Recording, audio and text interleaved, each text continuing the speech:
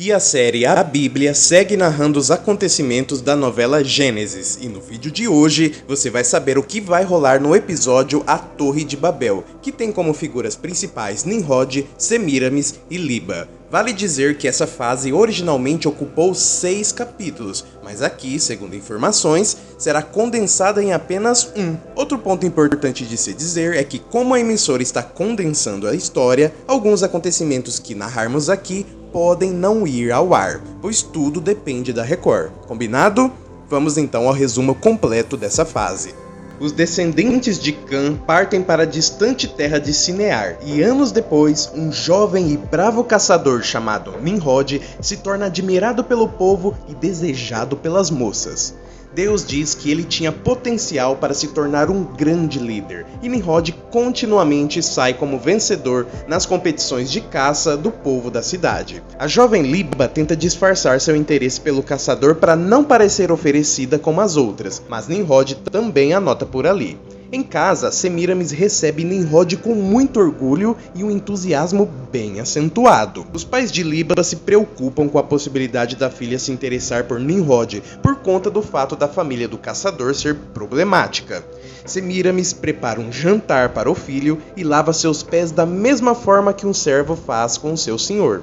Em outro jantar, Semiramis reclama e se mostra insatisfeita com Nimrod dando atenção para as mulheres, pois ele está destinado a coisas grandes, e Nimrod reclama dela controlá-lo demais. Liba vê Arete, prima de Nimrod, se jogar nos braços do rapaz, e ele, apesar disso, também olha para Liba com curiosidade. Nimrod então tenta se aproximar de Liba no rio, mas ela é ríspida com o rapaz. Semiramis vai até Liba e a acusa de se oferecer para Nimrod e ainda manda se afastar do, como ela diz, seu Nimrod. Ele chega ali e pede desculpa a Liba e sua mãe. Em casa, Nimrod manda a mãe não se meter em sua vida. Em uma de suas caçadas, Nimrod admira a visão do alto e, querendo ser mais que um caçador, ele tem uma ideia. Nimrod conta a Semiramis sua ideia de construir uma torre tão alta quanto se possa fazer, para que todo o mundo a veja e para que todas as pessoas vão para lá, fazendo daquela a mais poderosa cidade do mundo e seu nome jamais esquecido. Semiramis aprova a ideia. Liba deixa escapar a amiga que gosta de Nimrod e, depois, confessa aos pais o mesmo, ao que eles a aconselham, mas a apoiam. Nimrod demonstra para Liba todo o seu interesse por ela, e Semiramis vê tudo. Nimrod anuncia ao povo a ideia da construção da torre, e seu primo Gomer publicamente se mostra contra, mas Semiramis intervém e acusa Gomer de ter inveja de Nimrod, e o povo apoia ela e o filho. Nimrod fala com os pais de Liba e eles dão seu consentimento para a união. Logo começa a construção da torre, o que mobiliza centenas de homens de diversos lugares. Semiramis fica furiosa relembrando de Nimrod falando de Liba. E quando encontra o filho, ela desrespeita a moça e ainda trata Gomer como um problema. Mas Nimrod defende seu primo, que é para ele como um pai. Depois, Semiramis observa escondida Nimrod se lavar. E, apaixonados, Nimrod e Liba fazem planos para seu casamento. Em outro dia, Semiramis entra na cidade coberta por um véu e com uma coroa, ao que chama a atenção de todo mundo. É quando parte da obra da torre desaba e diversos trabalhadores são soterrados. Com a mão gravemente ferida, Nimrod agoniza enquanto o sangue não para de sair. Mas Semiramis se aproxima e, apenas tocando, estanca o sangue de forma milagrosa. O povo então a trata como uma deusa. Semiramis sai pela tangente com Nimrod sobre a origem de seus poderes e diz que eles dois não são como os demais. Gomer não entende o que Semiramis fez, mas sabe que ela não está do lado de Deus. Semiramis recebe várias mulheres admiradas pelo que ela fez e que buscam mais curas e aprendizados e tratam-no como uma deusa. Nimrod restabelece o ânimo do povo após as mortes no desabamento. A construção da torre continua e Semiramis prega os poderes do sol e da lua às suas fiéis seguidoras. Nimrod não liga para a reclamação de Semiramis sobre Gomer. Na floresta, Gomer encontra Semiramis e diz que só existe um deus, e ela questiona por que não pode ter mais deuses, pois um é pouco, e o acusa de ter inveja dela e do filho. Ele diz então que vai alertar os que ela engana e dá as costas para ela. Ela então o apunhala e diz para ele pedir para o deus dele ajudá-lo agora. Em seguida, ela arrasta o corpo para o rio e joga a cachoeira abaixo. Semiramis planeja com as mulheres a construção de uma estátua dela mesma para ser colocada em frente à torre. Nimrod questiona Semiramis se ela fez algo com Gomer, mas apesar de sugerir, ela não diz a verdade e ainda ameaça usar seus poderes contra Nimrod caso ele a provoque, e de forma velada ela ameaça também a Liba. Liba, lamentando o afastamento de Nimrod nos últimos dias, vai até a torre atrás dele, só que ele a despista. Porém, ela percebe que ele está sim na torre.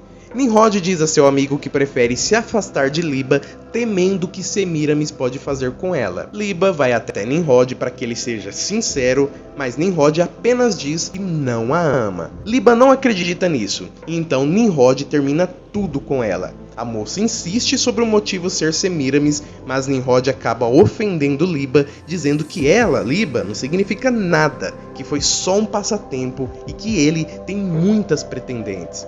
Liba vai embora e Nimrod chora, sofrendo por ter precisado fazer e falar tudo aquilo. Semiramis tenta se reaproximar de Nimrod, mas ele diz que ela não tem mais um filho e ele não tem mais uma mãe, e ainda ameaça matá-la caso aconteça algo com Liba. Um ano depois, Nimrod está totalmente focado na torre. Semiramis tenta falar com ele e ele não dá ouvidos a ela e ainda ordena seus homens a impedirem de se aproximar.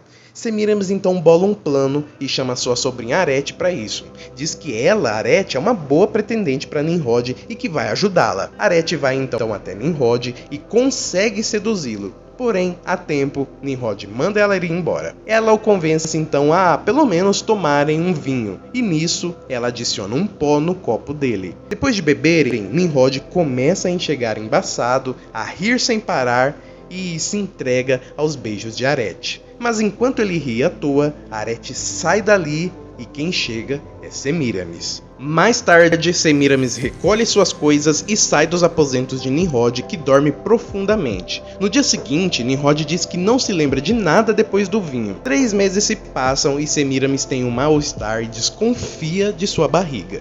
Nimrod sonha e se lembra da noite com Arete e suas lembranças voltam, ao que ele percebe que, a partir de certo momento, estava se deitando não com Arete, mas com Semiramis. Ele então vai questionar Semiramis e ela não nega nada. Indignado, ele diz que ela suga a vida de todos e que é maldita. Ela então revela que está esperando um filho de Nimrod. Diz ainda que ele é um deus graças a ela e que eles dois podem governar juntos. Nimrod fala então que contará a todos a verdade sobre ela. É quando ela crava um punhal em Nimrod e ainda lamenta que ele tenha a obrigado a fazer isso. E então Nimrod morre. Semiramis então sai para fora gritando que mataram seu filho e Liba se desespera com a morte do amado. No enterro de Nimrod, Semiramis honra o filho falando de seus sonhos e seus ideais e convida todos a não deixarem o sonho de Nimrod morrer, chamando-os para chegarem ao céu e serem o centro do mundo. Depois de um tempo, todo o povo é chamado para a torre para receber Semiramis após ela ficar confinada na torre por um bom tempo. Semiramis então aparece e quase todo o povo a venera como deusa. Ela então diz que foi abençoada e nisso revela sua barriga já grande, querendo dizer que está grávida novamente de Nimrod, e todos aplaudem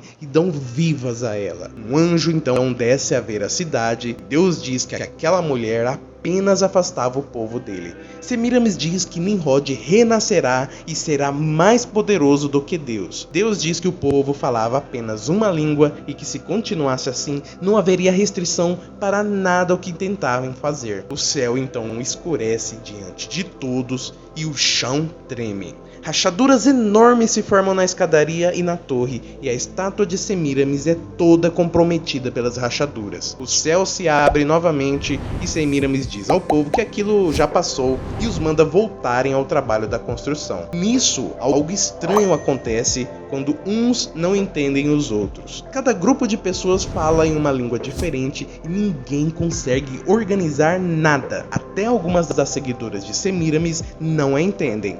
Confusões se formam por vários lugares e logo Semiramis, impotente, apenas observa o povo saindo da cidade, cada grupo indo para um lugar diferente.